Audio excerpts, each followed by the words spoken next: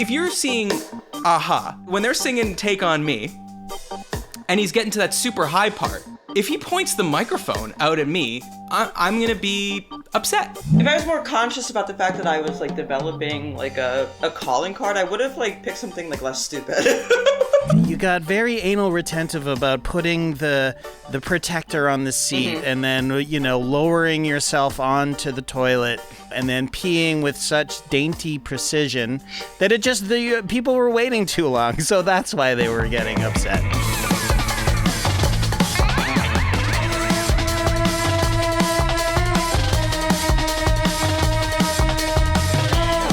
Hello and welcome to Is This Good? The show where we boldly, conclusively, and scientifically decide what things in this big wide world are good. I'm Matt Austin, and with me, as always, is production powerhouse Jason Doyle. Hello. Hi, JD. Thanks so much for coming. And today's guest is a former staff writer at Spin Magazine and contributor at Glamour, Pitchfork, Esquire, Rolling Stone, and every other goddamn publication you could think of. She's been making me laugh on Twitter for years, so I'm very excited to have her on, partly because she's a funny and astute observer of music and pop culture, but mostly so that I can find out why she's obsessed with one particular image of the musician Sting that she's reposted at least 1,000 times. You'll remember her when the West Wind moves. It's Maggie Serota. Maggie, welcome to Is This Good? Thank you. It's good to be here. You make it sound like I've actually done things in my life. Well, if you condense an entire life into one paragraph, chances are it's going to sound pretty productive. Yeah. You're not going to mention all the times I'm just reading old spy magazines. I can redo it. And today's guest is an avid reader of the defunct publication Spy Magazine. In the year of our Lord, 20. So like I said, I've been following for a long time. We did meet somewhat recently through Daniel Ralston, who's been on this show before, a mutual friend. We shared what, tell me if you agree, I would maybe describe as the worst Domino's pizza of all time. Can we join a class action suit? That was horrific. The state versus the Noid? I mean, it might even be illegal to call that pizza. That might be... I know, and we're not pizza snobs. None of the three of us. We were all excited for the Domino's. Yeah.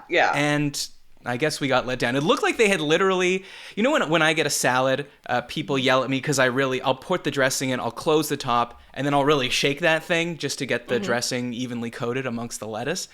It looked like someone did that with the pizza, did it not? Like all the toppings were in the corner of the box. It fell apart in ways that I think defy physics. It was just there was no reason why it should have devolved the way it did and why it just... Okay, here's how not a pizza snob I am. Do you remember, early... All right, maybe you might be young, Matt. No, I think we're about the same age. And don't worry, JD's much older than both of us, so... Oh, great. Between the three of us, I'm sure we can cover all grounds. I'm excited to alienate JD in a million different ways. All right.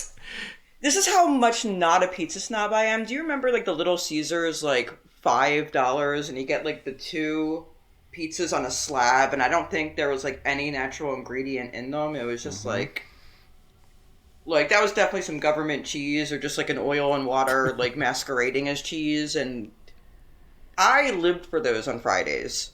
Because I grew up on those. The $5 Little Caesars pizza.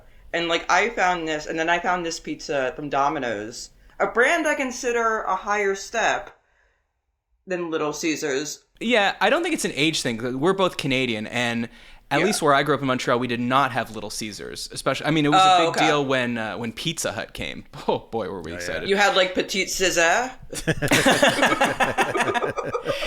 Pizza? Le pizza? Yeah, so I don't think it's an age thing. I just think we didn't have Little Caesars. And then by the time I moved to America in 2013, people said to me, "You don't want to fuck with the Little C's. It's not worth your time." Can we get to this picture of Sting? I mean, JD, if you have it, can you please put it up? Because I followed you for a long time before I knew you were friends with Daniel, before I knew you, and this picture always comes through my timeline. It is, I'll do my best to describe it, but feel free to jump in. It's the musician Sting from The Police, who went on to have a very lucrative solo career. He's not to be confused with the wrestler Sting. Not to be confused with the wrestler Sting. Right. He's shirtless. He is sitting in like a full lotus. Is that a lute, would you say? Sure is. Sure is. And the woman next to him is his wife? Trudy Styler. Okay, and she's in a Warrior 1, I believe that is. That's Warrior 2. Oh, that's Warrior 2. Yeah. Is it? Yes, you're right. Yeah, you're right. That is Warrior 2. And then they're in a room that's just very dark. It looks like sort of medieval and gothic, and it's just filled with candles.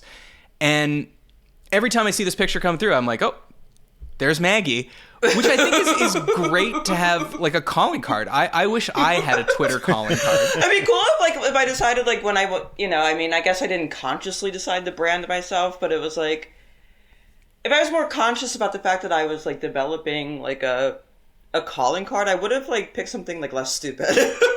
But you're obviously committed to this bit. It's been what, like a decade, 11, Yeah, 12 so years why did it start, and why are you so committed to this bit? I forget where I saw it. I know it's a Vanity Fair shoot, but I just like, everything about it just crystallized why I don't like him. Like the Police has some bangers. I'm not gonna like that's just empirical fact. So I can't really mess with the Police catalog.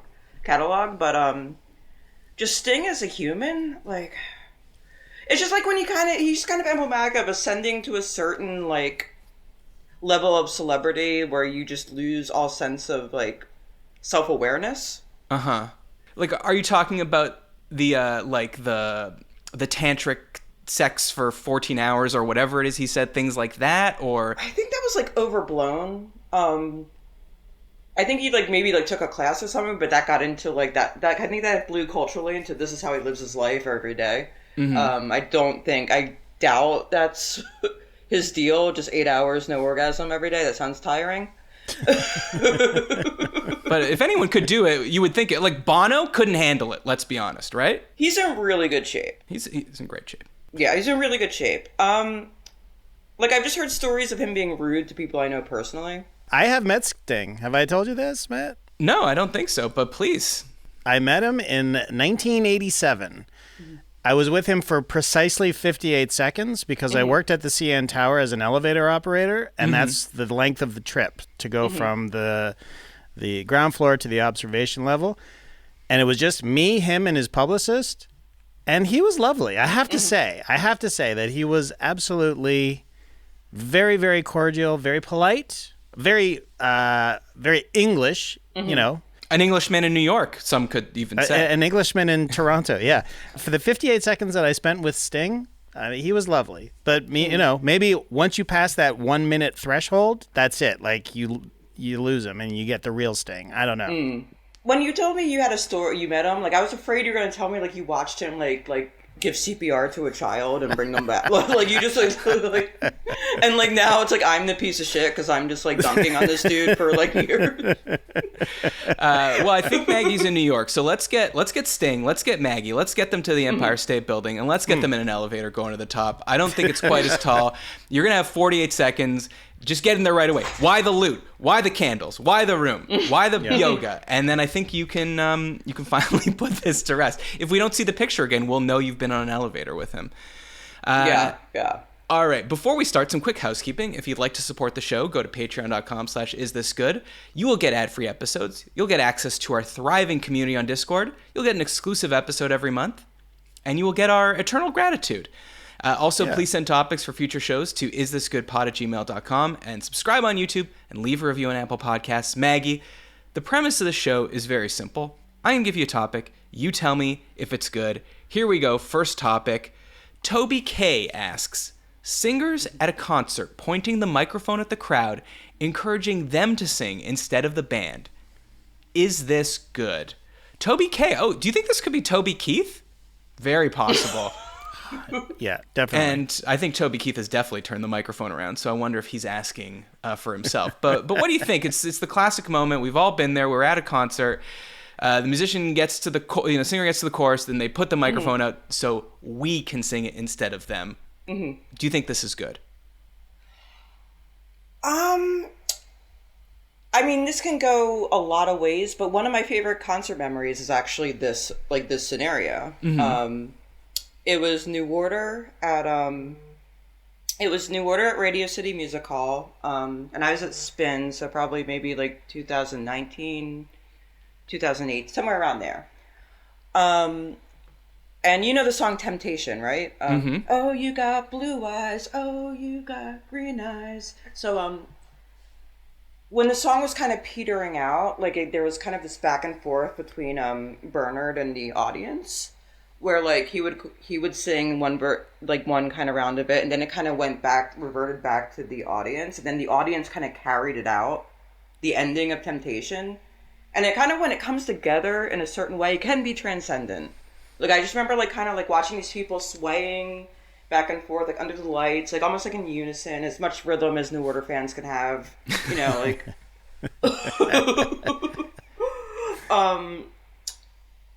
And, you know, like, those are things, like years, I think I'll probably remember that for the rest of my life. If it's a part in a song that's not words, like an oh, whoa, whoa, whoa part, great when the crowd sings along. Like, I saw a video of Stevie Wonder playing My Sharia More. And the na na na, that part, people are singing along to that. It's great. Or I even saw a Coldplay live version of Viva La Vida. You know, at the end when he's like, oh, and that was great too. But I think the one problem that I have is that I think that certain musicians are using this trick to avoid singing the difficult parts in their songs. Okay, now we're getting to it. Now we're getting to the real the crux. Yeah.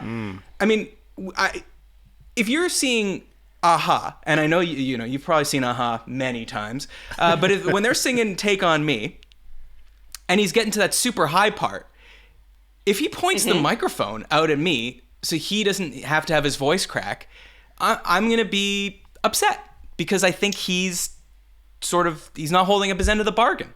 Right. Here's the thing, when you age, those, like, kind of same thing with Mariah Carey, like, you know how she could kind of really just go up the register, like, off, kind of off the octave, like, just, like, when you age, you kind of, your voice degrades, it's hard to keep doing that. Yeah. Or sometimes they just physically can't anymore. Yeah, so what I'm telling you, Matt, is you're ableist, and, How dare you come on my own podcast and insult me? Yeah. What's interesting is that I was, my girlfriend passed by and she saw the poll question up and she was like, oh, I would definitely vote not good on that. And I was like, okay, like I see it in some scenarios, but why? And she's like, well, I went to see Beyonce on her most recent tour. And you know that song, Love on Top? This episode's a lot of, you know that song? Love on Top, it's got like 4 key changes at the end. And... Apparently, Beyonce made the crowd sing all 4 key changes, and Beyonce was just standing there. She didn't sing at all. Crazy to me. Beyonce's in her prime. Yeah. Here's the thing I think you have to realize. I've seen Beyonce live, too. Like, Beyonce shows are long and involved. Yeah, so you like, think she was saving... I think for, like, maybe what you're missing listening to the key change, you know, listening to that vocal, you know, live, it's like you're also getting, and maybe, like... 3 more songs that you wouldn't get from another artist, you know, like you're also getting a more elaborate performance than maybe you would get from other artists, so. So she deserves a break. That's what. Yeah, I'm like coming on here like apologizing for the richest people in the world. This is like I just can't believe this is like. Yeah, I'm an ableist. You're an apologist. Now I have seen this backfire on people. I don't know if you remember Steve Lacy. He had that hit "Bad Habit." I think this was last year, a couple years ago.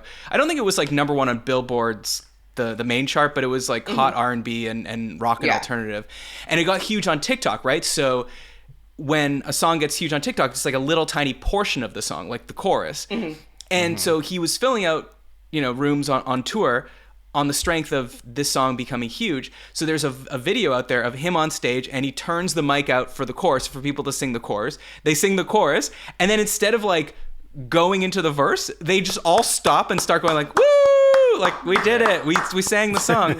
And he goes, why'd y'all stop? Sing the second verse. And people were saying like, oh, this is embarrassing, but I kind of feel like, and maybe he's actually said this in interviews, I don't know, I kind of feel like he was testing the crowd on purpose and making them feel like assholes for not knowing the song. But it is sort of at your own peril that you turn the mic to the crowd. JD, where are you on this one? I'm with Maggie in that I have been at shows where it happens and it can be transcendent if the whole room, especially here in Atlanta, there's such great crowds here. And actually, it's compared to Toronto, no shade to Toronto, but Atlanta, better singers, you know? They sometimes you're getting harmonies as well, but an entire, like, especially in an arena, it is amazing. But I also think that, yes, they're being lazy. Like, I went to see Duran Duran, and I can't remember which song it was, but Simon did not sing, in one song, he did not sing any of the choruses, any of them. It's like, okay. Really? Whoa, really? The first time, I was like, okay, this is fun. We're all singing along. It's real. Let's say it's real. I can't remember which one it was. And everybody knew the words, and it's like, yeah, this is great. And then, but after the song ended, I realized I did not hear Simon Le Bon sing the chorus to Rio, which is kind of what I paid to hear, you know? It was a big hit. So here, my problem with it is, and it was kind of cool, but also, what the hell?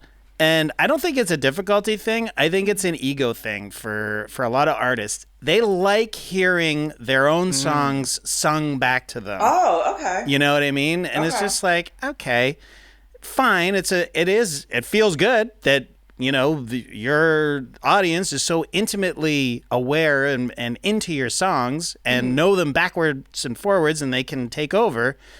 But it's just like, all right, do it once. Do it the final chorus or whatever. Or, you know, when the drum breaks down and everybody's, you know, doing this kind of thing. And it's cheesy, but it's fun, right? But not every chorus, you know. It's crazy. Yeah. Or like, what about a call and response? That I think is an unimpeachable, you could, like, I mean, you know, if Freddie was still around and he was doing Somebody to Love, you know, you got to do the somebody. You know, you got to do that. What about this is sort of related, Maggie. I think this is a trend, but I could be wrong. Bands pulling kids up on stage to play like guitar in a song or drums in a song. I've seen Green Day do it. I've seen Foo Fighters do it. That's what Foo Fighters. I think they do that like every show. They pull someone up, but sometimes it's not always a kid. Like, sometimes it's just like, oh, someone was wearing a Queen shirt, so they pull them up, or... I don't like it only because... Well, first of all, I think that it's basically trying to set up a viral moment. Like, it's people will share this kid coming up on stage. But also I'm pissed off because that was my fantasy when I was a kid. Maybe it was all of our fantasies that you'd be at a show. They'd be like, oh, the guitar player just broke his finger. Does anyone know how to play this song? And then you are like, I do, sir. And then you go up on stage and then your whole life changes. And now they're apparently letting kids do it. And it's sort of upsetting to me. But Maggie, we poll people before the show to see where they're at. And 52% of people said singers at a concert pointing their microphone at the crowd, encouraging them to sing instead of the band is not good. Wow. I was a little surprised that people were coming down hard on this, but people were very much in the I paid the money to hear them sing, not you sing camp, which personally I think is a little harsh, but that's where they ended up. All right, next question. Amanda L asks, reading alone in a bar. Is this good? How could this hurt anyone? Just someone reading in a bar. Yet some people really don't like it. What do you think? Can you specify, like, are we talking like not their phone or an electronic device? We're talking like a hardcover book or a newspaper or like an analog way of reading. Well, we are talking about that, and I'm curious what you think, Maggie, because then I would also like to bring up that if you walk into a bar and you see a person sitting alone at the bar and they're looking at their phone, you don't think twice. You don't blink. There's no one saying, oh, is that okay? But yet, if you have the Sally Rooney with you, people are up in arms. So where are you on this one? I mean,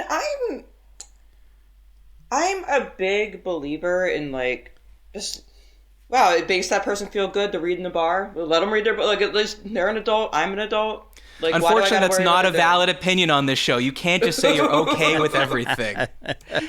You have to make I mean, that's just relaxing, just happy, just being alone with your own thoughts, enjoying a drink, enjoying a book. That's really... I mean, I haven't drank in years, but, like, that scenario is really nice. Like, right.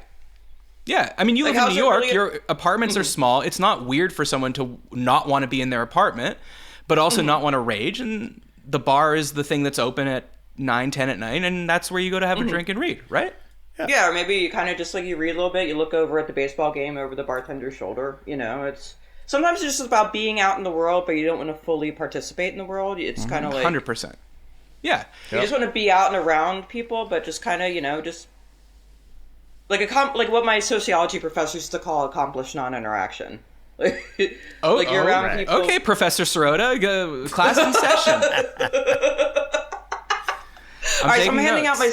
Did you get the syllabus? Because I said when I did, but I definitely did not read it, and I will be handing in an assignment late because I didn't read it, and I will get upset if you tell me I should have read it.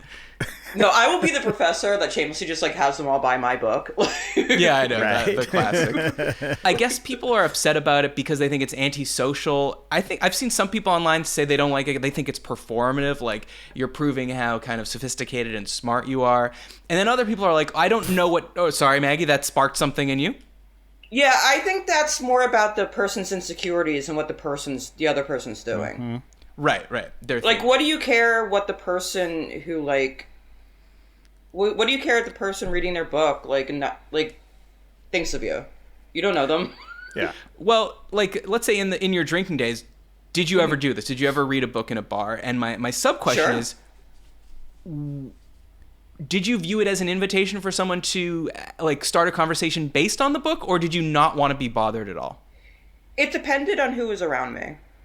If it was someone I wanted to talk to, it's great. If it's someone I don't want to talk to me, then they're going to find every possible excuse to start a conversation. You know, then that's going to annoy me. But like usually, if it's someone I don't want, I mean, the body language is there. You know, usually there. Like I'm not like giving them an in. You know what I mean? Like I'm not giving not meeting eyes. I'm not giving them an in. So if they're like gonna go in and start the conversation, they really gotta like get over a moat and like climb up like a so. So JD, what have you ever done this? Oh yeah, hundreds of times. Really? Yeah. I mean, not in recent years. What, to read a book? No. I mean, I know you've read books, but I just I saw you more of as a guy going to a bar to drink and have a rave up. Let's say, if that's an expression that anyone uses. Can't you be both? I mean, right. Sometimes you just want a quiet day. You know, this is more on my single days. If after I finish work and I just want a quiet little beer before I go back home, and I don't want to talk to anybody, and I don't want to feel weird about being in a bar by myself. This is before iPhones and stuff. Did you take care to make the book you were bringing to the bar seductive to the opposite sex, or were you bringing in your Dean Koontz? It was all Dean Koontz and Ken Follett. Oh, Ken Follett. The thinking man's Koontz. I don't know if that's true. Sometimes I would just bring like my old Bloom County comics and read that. Like I definitely wasn't highbrow material sometimes. It was just kind of like I'm on my way I don't want to go home quite yet because I'm, like, let me just kind of unwind and chill and there's no roommate here to bother me and like. Exactly. Yeah. And I, as a bartender, when I was back in the day, we had many regulars who would come in and just read books. Mm-hmm. You know, and they were the best because they just sat there and read, and they didn't bother anybody. They didn't bother me, most importantly. Oh yeah, because great. I used to be at work in a coffee shop, and it's like you have these people that like they need something emotionally from you. Like they need you to be interested in their lives. They come and they'll talk at you. Like you are captive and you're the person they're going to talk at. And now you're their friend because you're the person they talk at. And and you are captive. Yeah, there's nowhere to go. Well, this one was also pretty close, but 55% of people said reading alone in a bar is good. So we're all safe. We're all on the right side of history there. Moving on. We like reading, we like bars. Where does this go wrong? Yeah, it's all things people love. When people need help navigating life's biggest decisions, they seek our wise counsel, and we deliver an airtight verdict. It's time to settle this.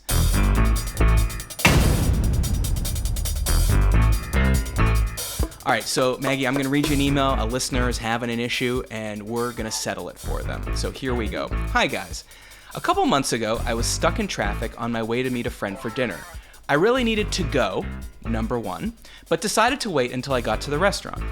After I got there, I headed straight to the back where there were 2 single-person restrooms, one for men and one for women. They had the little green vacant and red occupied indicators attached to the lock, and I saw the men's restroom was occupied while the women's was vacant. I decided to be a decent person and wait for my turn for the men's restroom. After 5 minutes or so, the man inside seemed to be struggling, and I had a sense he wouldn't be leaving anytime soon. Bladder at a bursting point, I decided to take my chances and quickly use the women's restroom. I even sat down with a toilet seat protector to make sure I did not leave any mess. After washing my hands, I opened the door to a woman waiting in line. What started as a look of surprise quickly morphed into a death stare. I apologized, explained it was an emergency, and said the person in the men's room was taking forever. She did not look happy, and I meekly walked past her back to the restaurant. Please settle this. Is it okay to use the restroom of the opposite gender? Does it matter if it's an emergency? Does it change your answer if it's a number 2? Thank you for coming on, Maggie, and answering the hard-hitting questions. So here we have a case of single bathrooms. So there's not going to be anyone else inside of them. There's one for men, one for women, and this guy had the temerity, the audacity to use the women's. It was an emergency.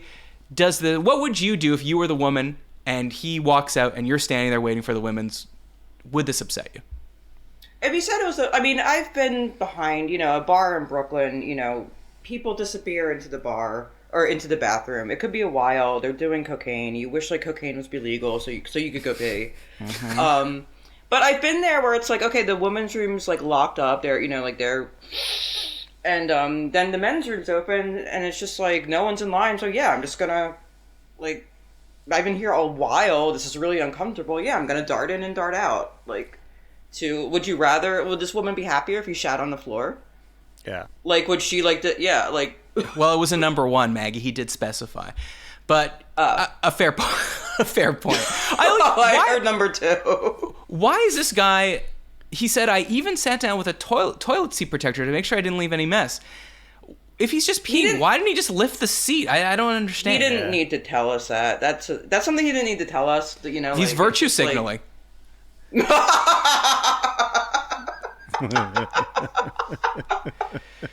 Now, have you ever done the move? And now this doesn't go well, man, in the women's restroom, but in a multi-stalled restroom, I've definitely seen in a bar where a woman will just come in and use a stall and be like, "Sorry guys, the line is 10 times longer for the women's than it is for the men, so I'm just coming here," and no one seems to really care. Have you ever? Yeah, I think people get everyone. I think that's a basic level of humanity. I might have one of the most embarrassing accidents you could ever have in public. Mm-hmm. This is this really quick, easy solution is right here. Anyone, caring about maintaining their dignity would just bust in and bust out of the the gender, the quote unquote opposite gender bathroom or whatever. Mm-hmm. No one cares. Even the idea of gendered bathrooms, who cares? Well, what are you gonna call the bathroom cops? No, I mean, well, they are available in probably 14 to 15 states in this country. We can call the bathroom cops, but when it's just a single, when the whole place has 2 toilets, I really don't understand why they're bothering to gender them. Yeah. Because you're disadvantaging women, really, because they're, Oh wow! Now you're really virtue signaling. They do be putting on makeup in there, Maggie. You know it, I know it, we all know it. No, it just I don't know. It just seems to take longer. But anytime I've seen someone from another gender coming out of the bathroom isn't marked. I already know. I go, yeah, it was probably an emergency. They probably just yeah. What are they got? I don't think they just did it just they wanted to make me wait. Maggie Serota. They wanted to make me as uncomfortable as possible. Yeah, well, yeah. I mean, we should just be maximizing the space. It's if you're first, just go. Because it's so inefficient to have, in this scenario, the woman's open for 10 minutes while the men's isn't. That just doesn't make any sense to me. Mm-hmm. Personally, I go into the women's, not if it's multi-stalled, but if it's just in this scenario, I'll go in all the time. And then someone's like, hey, that's not, and I'll be like, oh, sorry, I didn't realize. And then I'll scamper past them with a smile on my face. Now, JD, what do you think of this? Are you a multi-gendered user? Yeah, absolutely. I will go. I won't even hesitate, to be honest. If it's a single use, like, or a single stall or whatever, a single, with a lock, a deadbolt, I'm not waiting. I'm not sitting around. And then if there's somebody waiting, I just do this with my hand and go, "I'll clean for you," as if I just clean the like as if you work there. Yeah. Oh, That's okay. No, I'm just kidding. Wow. I've never done that, but that's a move if you're self-conscious about it. Here's like the mistake that this person made. You took too long. You were being too conscientious. You got very anal retentive about putting the protector on the seat and then lowering yourself onto the toilet, and then peeing with such dainty precision that the people were waiting too long. So that's why they were getting upset. Like, just go in there, piss, and go out, and don't make eye contact. Just go. Like, she's the one with the problem, not you. You don't owe her anything. Why Exactly. Why is this person thinking of this woman still? Exactly. Well, Yeah, I think he is clearly a very conscientious person, and he doesn't want to feel like he was an asshole in this scenario. Right, So he wrote in to us, two men, to affirm him and make sure that he's okay. Actually, I did forget to write the name down. Oh, this is Ryan. Ryan L. Ryan L. seems like a great guy. But great guy. I say, Ryan, be less of a great guy. Just go right in. Because, again, we're maximizing efficiency. So, actually, it's even less efficient for you to wait and keep it empty. You go in and out. Now it's open again.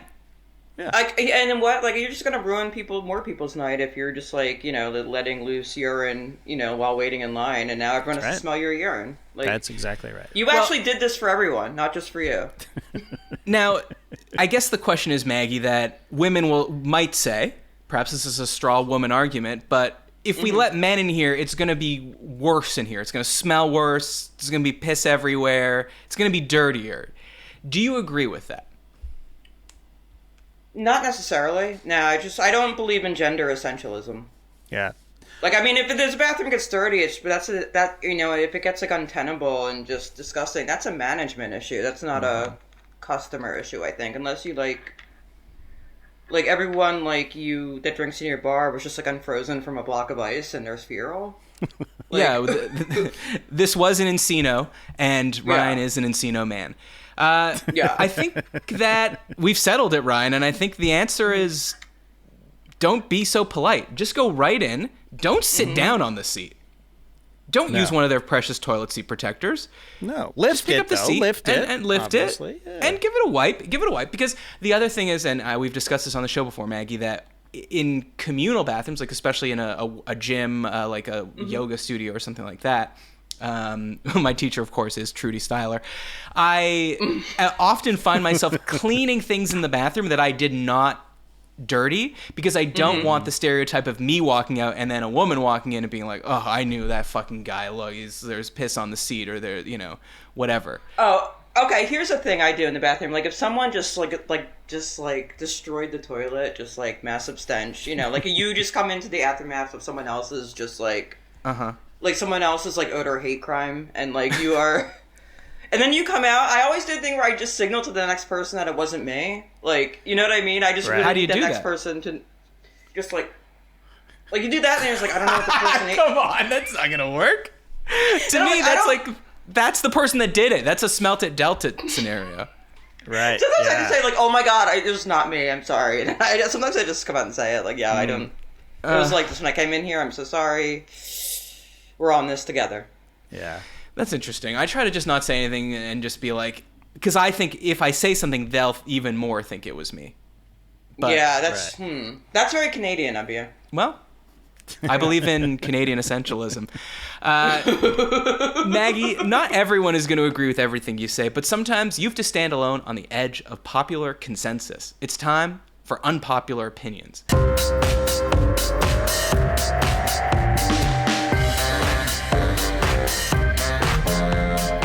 So these are from the Unpopular Opinions subreddit. And if you have your own that you'd like to send them to me at isthisgoodpod@gmail.com. So the first one, this topic near and dear to my heart. This is from Greed and Power, who says, hand washing dishes is superior to using a machine. What's your gut instinct there, Maggie? Agree with this unpopular opinion or disagree?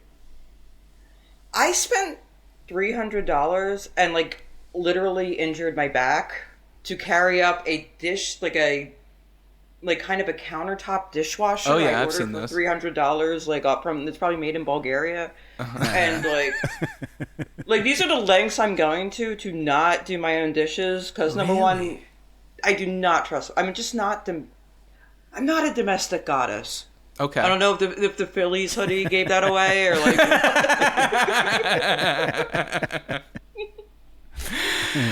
Okay, so you do you not so okay, I guess there's two questions here. One is it superior in the sense of it cleans the dishes better? That I think, we can have an argument about. But in terms of the joy of having a task that starts and ends, and you got the dirty dishes, you're cleaning them, you're doing something with your hands, which is like we don't get to do anymore in this modern world.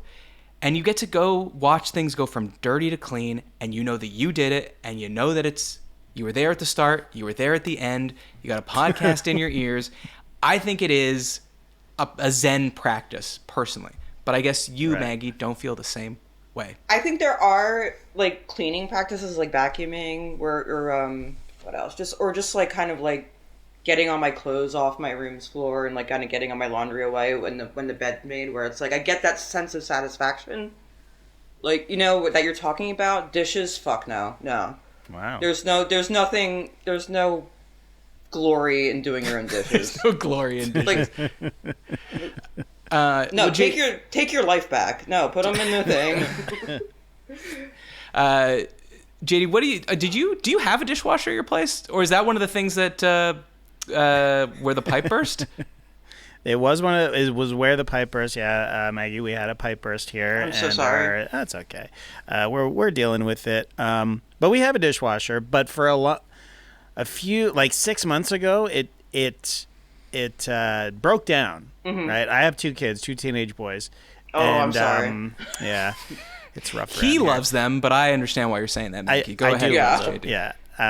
But we secretly got the dishwasher fixed, but we didn't tell them. So we made them continue to do dishes for like almost 3 months afterwards, just to get into the habit of doing something, doing like a chore, a daily chore, Mm-hmm. And they bitched about it all the time. They still complained. I'm with you 100%, Matt. I find it's the one chore. First of all, you get to play with water in the house. That's fun. That's just fun. You know what I mean? You could take a bath. You could, yeah. But, you're just... the warm water, it feels nice on your hands. It's very meditative, I find. Yeah, It is satisfying. So, yeah. And it's... Your kitchen is sort of built to wash dishes. It's not like, vacuuming or cleaning a bathroom where you have to find like nooks and crannies and there's always a mystery somewhere that's uncovered. It's very simple. I know what caused this mess. I caused it 1 hour ago when I ate my dinner and now I'm scrubbing everything up and I'm putting everything away. It's satisfying. It's satisfying. Yes, that is correct. So to me, like if you compare it to like doing the laundry, folding the laundry, vacuuming, mopping. Yeah. Ugh. Yeah. Washing dishes is by far the best. Now, I understand it is sort of annoying in that like you clean them, then you use them again, they get dirty, and then you clean them. It's a never-ending cycle. I understand that, but I also think that Maggie, if you understood our deep and spiritual meditative practice, you would understand that that's part of it. It's like doing the Zen rock garden, and then you muss it up, and then you just do it again. And I think that is, it's very powerful. It's very powerful. Have you been hanging out with Sting? Yeah, I was just going to say, if Matt and I have a similar picture of Trudy and Sting, but it's us doing dishes. I have been edging for 8 straight hours today, so... next question. We're catching that vibe, Matt. Yeah, well, to get back to music, Princessa Bacana says, her unpopular opinion, screaming in a concert when an artist starts a solo or is playing an instrumental part is annoying and inconsiderate. And I'm just going to read you their explanation here. Live performances are great because you can hear how an artist sounds live. People travel long distances, pay large amounts of money to enjoy the music. I understand people may want to express their appreciation, but please, leave the screams and claps till the end, because if you don't, you are ruining the moment. I'm just going to start this by saying this is a fucking insane take, and it's like, if this were true, then the best possible concert would be one that was completely silent with polite applause at the end of each song, and that can't be the case. But those are rules for presidential debates, like hold your applause. Yeah. Like you can't react. Yeah. Well, so exactly. So you're not in on this one. Well, it's also like I think what's interesting about being at at a live performance is like what just like what solo, what note, what part of the song evokes that response. Right. That's kind of an interesting to witness. Like like I didn't see that coming, or okay, or like is it the one dude at the Pavement show is excited they played like a B-side, and then he hoots, and he's in the back of the room and he's hooting before he has to go home and relieve his babysitters. Like, don't come for the rock dads on this show. I'm feeling attacked right now. Oh no. I mean, I'm flying close to the sun, because I am, an age. I've been alive for a certain number of decades. I get it. I'm gonna defend this unpopular opinion okay. to an extent. One specific scenario, I had to sit through Cats, the musical, a couple of years ago. Andrew Lloyd Webber, massive hit, one of the weirdest fucking shows you'll ever see. It's about cats. That's it. It's if you haven't seen it, there's basically one hit song. It's called Memory, and everybody knows it, right? So I saw it at the Fox, and we saw it because we had seasons tickets, so we had tickets to all the shows, and my kids were into theater. Anyways, we sat through it. It was awful. I mean, the cast was fine. It was a great production, but it's just a terrible, terrible musical. But there's one song, and it's Memory, and it's near the end of the show. I think it's the second last show in the whole thing. And there's a moment where there's a key change, and the singer goes, everybody's heard it. They go up, right? They hit that note. Well, the place erupts. I couldn't hear the note. Like, I couldn't hear the one thing that I was there to hear. The one reprieve from this awful experience. I was like, all right, finally we're going to hear the hit. We've been waiting for the hit. This whole room has been waiting for the hit. And then they play the hit, and I can't hear the money shot, like the money note. But this is you know live what I'm theater. saying? You need people to quiet down so you can hear like Slash bend the exact note you wanted to hear. No, that's what I'm saying. Like, it's in this one. But it is a live performance, and shows like this, like it's kind of a rock opera, right? So they are boisterous. I mean, I've been to shows where. I've sat in Hamilton and the guy next to me is, singing the whole, the one shot or whatever. And, that's kind of fine, I guess, but also that kind of ruins it. But the cast wants to hear that sort of like, eruption of joy because of this, great. And it wasn't even, I mean, it's fine. It's just like, you hit the note. One man grappling with being forced to see Cats. I also imagined like you coming home and your two teenage sons coming home from school and being like, great news, guys! I got seasons tickets! And they're like, oh, to the Hawks? You're the best, Dad! No. To the Braves? Still pretty cool. No. Falcons? No. The MLS team? Well, to a series of musicals at the Fox Theater. That's right. That's right. What a great dad. All right, final unpopular opinion here. We're sticking with music, and it's just very simple, Maggie. And I can't even tell you who said it because when I clicked back on the link, it said this post has been deleted. This person ran from this unpopular take. Mosh pits suck. Agree or disagree with this unpopular opinion, Maggie? I mean, I'm gonna actually get on the complaint train and like argue that a mosh pit ruined my Beastie Boys experience at Lollapalooza 4, where like I got crushed in front of the stage, and like security guards had to like root us out, like just pull people out because we were all And then like when I saw Misfits at Riot Fest, I thought like, oh my god, I'm gonna die. I have to stand in the back. Yeah. I'm with you 100%. I nearly died at Rage Against the Machine in their first tour. Like, and I'm someone that like stage dove at hardcore shows like in the 90s, and I just can't like do it. And I get off the couch wrong, and it can ruin my week. You know what I mean? Right. So yeah, we're old. Yeah. Okay, and then I guess I'll have to stand up for mosh pits because yes, I've been. No, I do have to. Because I'm starting to see a trend that I really don't like, and it's shows that are seated and too polite. Like bands that shouldn't be playing in theaters are playing in theaters. And I don't like this idea of people being like, "Oh, I saw the National at Massey Hall," which is like a big theater in Toronto. Saw the National at Massey Hall.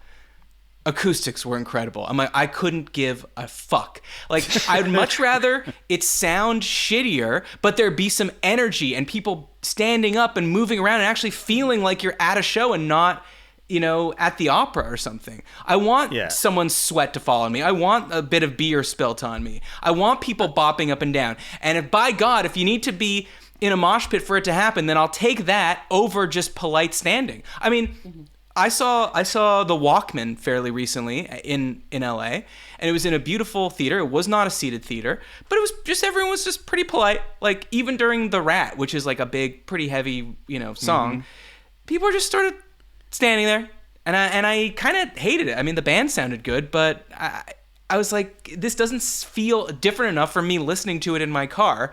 I need the energy of other people, so I'm gonna stand up for mosh pits. Yeah, but that's not a mosh pit. I understand, but I'd rather a mosh pit than no mosh pit, I guess is what I'm saying. I guess. Have you ever been in a mosh pit? Like I've been in a mosh you're pit. Literally crushed. You can't move. You have no idea. Like it's like being caught in a wave, literally. Mm-hmm. Like, yeah, but the scene pulls you up if you fall.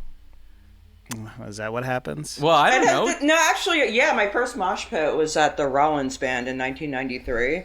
And, like, I had no idea what was happening to me. I was 14. I was 9th grade. I'm standing there. Henry Rollins comes out, and he's wearing actual bike shorts. Like, not even the workout shorts, but, like, actual Lycra bike shorts that he had to keep, like, hiking up. Like, because he does, like, a crouch and a rah. Yeah. I think I went to that tour. Yeah, I saw, this was in, Philly. I saw this at the Track in Philly. And, I just remember, like, this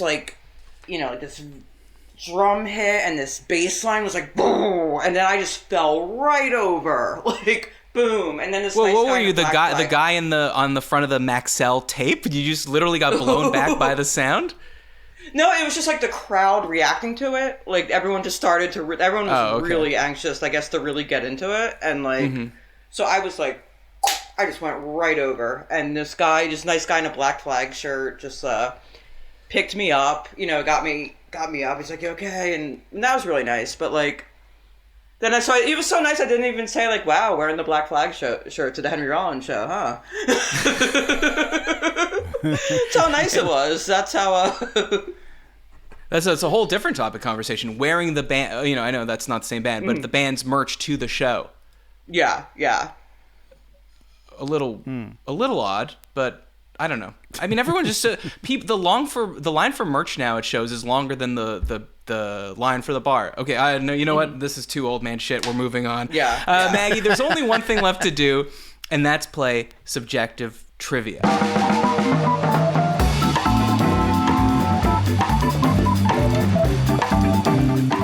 So subjective trivia is just like regular trivia, except only I know the answer. And this question is, in a way, tailor-made for you, Maggie, because I know that you are, I'm going to guess fan, but aficionado, however you want to say it, of yacht rock. The style of music made between the mid-'70s and mid-'80s. A smooth music with bouncy elements of R&B and some jazz fusion and disco. If you're kind of thinking, like, what is the prototypical yacht rock song? Generally agreed upon, What a Fool Believes by the Doobie Brothers. Yes. It's smooth, but it's bouncy. And this is basically like a genre of music that was sort of retconned, like backwards looking. These guys that made this web series called Yacht Rock went back and defined sort of this genre amongst music that has existed for Shout generations. out to Hollywood Steve, my buddy. He was the host. Steve. Hollywood Steve Huey, JD Riznar, Hunter Stair, David Lyons.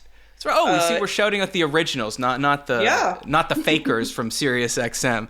All right, so today's question is simply, what is Toto's best yacht rock song? So it's multiple choice. Here are your choices: Africa, Rosanna, Georgie Porgy, or Hold the Line.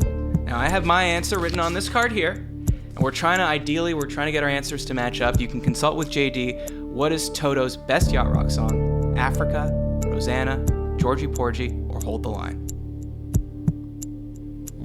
What do you lean towards? JD? What do you? Well, I've known Matt for a very long time, and I know there was an offhand. We've discussed yacht rock before in the past, and I know for a fact that he thinks that Rosanna is a better song than Africa. Like, he definitively said that. So let's get rid of Africa. But do you think that Matt remembers that he told you that, and now he's gonna like throw a whole line in? It's like, what if I He's told already you that? written it on his card. What if I told you that 8 years ago just to mess with you, so that 8 years later when we were doing this segment, I could pull one over on you? Yeah. the lowest stakes long con. Yeah, exactly. I think that he loves all four of these songs.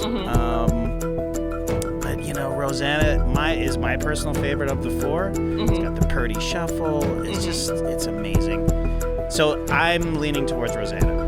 What do you think?